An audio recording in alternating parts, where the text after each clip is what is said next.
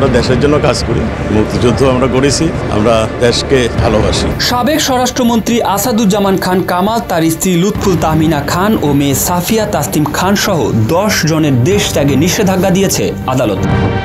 রোববার দুদকের আবেদনের পরিপ্রেক্ষিতে ঢাকা মেট্রোপলিটন সিনিয়র স্পেশাল জজ মোহাম্মদ আসাম জগলুল হোসেনের আদালত এই আদেশ দেন। দেশ ত্যাগে নিষেধাজ্ঞা দেওয়া অন্যরা হলেন স্বরাষ্ট্র মন্ত্রণালয়ের যুগ্ম সচিব ধনঞ্জয় কুমার দাস, সাবেক ডিআইজি মোল্লা নজরুল ইসলাম, স্বরাষ্ট্র মন্ত্রণালয়ের ভারপ্রাপ্ত অতিরিক্ত সচিব মোহাম্মদ হারুনুর রশিদ বিশ্বাস, জনসংযোগ কর্মকর্তা শরীফ মাহমুদ অপু, প্রশাসনিক কর্মকর্তা মোল্লা ইব্রাহিম হোসেন, স্বরাষ্ট্রমন্ত্রীর এপিএস মনির হোসেন ও সাফি মুদ্দাসির খান। এদিকে দুদকের উপপরিচালক মোহাম্মদ জাহাঙ্গীর আলম তাদের দেশ ত্যাগের নিষেধাজ্ঞা চেয়ে আবেদন করেন। দুদকের পাবলিক প্রসিকিউটর মীর আহমেদ আলী সালাম শুনানি করেন। শুনানি শেষে আদালত এই আদেশ দেন। আবেদনে বলা হয়েছে, সাবেক স্বরাষ্ট্রমন্ত্রী আসাদুজ্জামান খান ও অন্যান্যদের বিরুদ্ধে স্বরাষ্ট্র মন্ত্রণালয়ের অধীন বিভিন্ন দপ্তরে বদলি, পদোন্নতি, জনবল নিয়োগ ও কেনাকাটায় সিন্ডিকেটের মাধ্যমে কোটি কোটি টাকা ঘুষ গ্রহণের অভিযোগটির অনুসন্ধান চলমান রয়েছে।